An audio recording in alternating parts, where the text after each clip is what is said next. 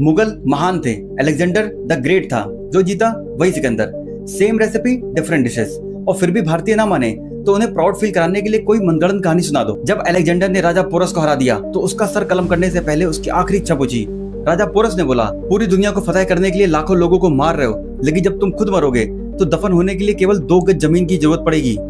वाह क्या ज्ञान था। एक हारे हुए राजा पोरस ने क्या ज्ञान की बात कही। इसी ज्ञान से अलेक्जेंडर का हृदय परिवर्तन हो गया। उसने राजा पोरस की जान बख्श दी और अपने वतन वापस लौट गया। Happy ending, isn't it? Alexander की इज्जत भी बच गई और राजा पोरस की भी, और हम सभी भारतीय भाई खुश।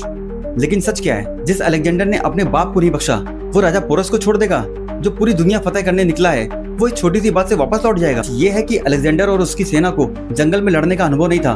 उन्होंने हमेशा खुले मैदानों में लड़ाई करी।